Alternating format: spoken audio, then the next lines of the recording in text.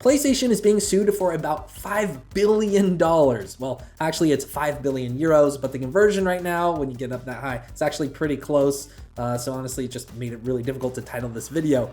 But according to Game Rant and VGC, as well as a number of other UK outlets, a lawsuit has been filed claiming that players in the UK have been overcharged for digital purchases for the last 6 years, and that Sony's mandatory cut of developer sales is actually anti-competitive. The official legal claim has been made by a consumer rights campaigner named Alex Neil, who told Sky News, "The game is up for Sony PlayStation. With this legal action, I am standing up for the millions of UK people who have been unwittingly overcharged. We believe Sony has abused its position and ripped off its customers." The claim was filed with the Competition Appeal Tribunal last week, which is a judicial body in the UK, and the claim itself includes anyone in the UK who has bought games or DLC via the PlayStation Store since August 19th, 2016, which is said to be around 9 million people. Sky News estimated the math here, and it looks like if Sony loses every individual in the UK who spent money on games in the PlayStation Store after August 19th, 2016 could be entitled to somewhere between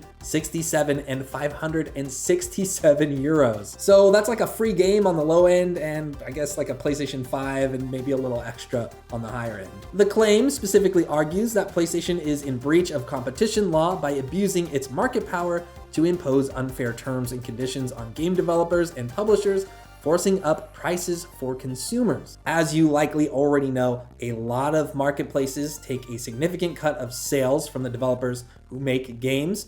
It's part of the contract that developers sign to be able to release their games on those specific marketplaces. Like Steam, Apple's App Store, and the Google Play Store, Sony takes a 30% cut of everything sold on the PlayStation Store. It's been a bit of an industry standard for a while until the Epic Games Store and Microsoft cut their takes down to only 12%. The claim in the UK calls out specifically PlayStation's 30% take, and Neil, the claimant, went on to say, "Gaming is now the biggest entertainment industry in the UK, ahead of TV, video, and music, and many vulnerable people rely on gaming for community and connection. The actions of Sony is costing millions of people who can't afford it, particularly when we're in the midst of a cost of living crisis and the consumer purse is being squeezed like never before." According to Sky News, the partner leading the case, Natasha Perriman, said, "Sony dominates the digital distribution of PlayStation games and in-game content. It has deployed an anti-competitive strategy, which has resulted in excessive prices to customers that are out of all proportion to the cost of Sony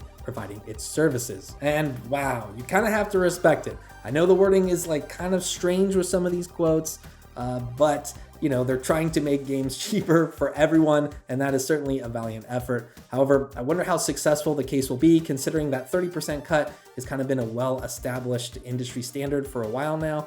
Could be a real uphill battle. A similar lawsuit in the United States was recently thrown out, which alleged the PlayStation Store was an unlawful monopoly since it only sells PlayStation games, as opposed to games from other storefronts like GOG or Steam or whatever. Basically, the plaintiffs were unable to sufficiently show that Sony ended a profitable business practice to seize control of the market. So basically, another gaming marketplace like a GOG or like a Humble Bundle or something like that didn't close its doors because the PlayStation Store exists. So now if you kind of apply some of the same ideas to the case in the UK, they might have to prove something similar, at which point Sony could just point to all the other megacorps taking cuts from developers as essentially market competition. Forgetting that there's only just a handful of companies that are doing that, but the examples are out there, right? Not to mention, it might be hard to prove that the savings from the developers getting less of a cut taken away from them actually goes on to the end consumer. However, even if those savings weren't passed on to the consumer, it would be a solid win for smaller developers who would then get to keep more of their cut, maybe making the industry a more viable career option for those kind of starting out or smaller developers kind of trying to plant their foot in the ground and be a part of the industry. In addition, if Sony loses the case, it could then potentially make it easier for legislators to go after bigger fish like Apple and Google, at least in the UK. And then you never know, maybe the US kind of takes a hint from that, and then you see some legal proceedings over here as well with similar topics. The 5 billion euro lawsuit in the UK, of course, comes after a story from a couple of weeks back where Sony was basically spotlighting a lot of the issues with Microsoft's pending acquisition of Activision, claiming it would be anti-competitive for Xbox to own Call of Duty, one of the biggest gaming franchises in the world. Which, Totally, but also it might be difficult for Sony to kind of make those arguments or drive those points across, considering their past history with exclusives, as well as the fact that they're still a market leader in the game space, despite being a much smaller company than Microsoft. In addition, there's also the issue of trying to explain these gaming marketplaces to legislators who might not understand video games in general, as well as the industry at large. Meanwhile, in other PlayStation news, there's been a significant rumbling of rumors that the big PlayStation showcase for 2022 is likely happening on September 8th. And then there's going to be a free multiplayer weekend for PlayStation users August 27th to August 28th, in which anyone can play multiplayer for free without having to have a PlayStation Plus subscription. How nice. All right, that's gonna do it for today. Be sure to share your comments down below. I think this UK case is interesting in terms of thinking about monopolies in the video game industry. Obviously, developers could choose not to release their games on PlayStation, but they would be losing out on a ton of money and a ton of potential to make a living on a game that they made. Again, it comes down to their individual choice whether or not to do that. But I think it's interesting in terms of this case in which people are asking basically, how much is enough for these large conglomerates to take from developers publishing these games in these marketplaces. I'm definitely interested to see the results of this case.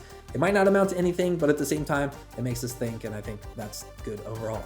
All right, thank you so much for watching. And for more video game news and updates, please stay tuned right here to Inside Gaming.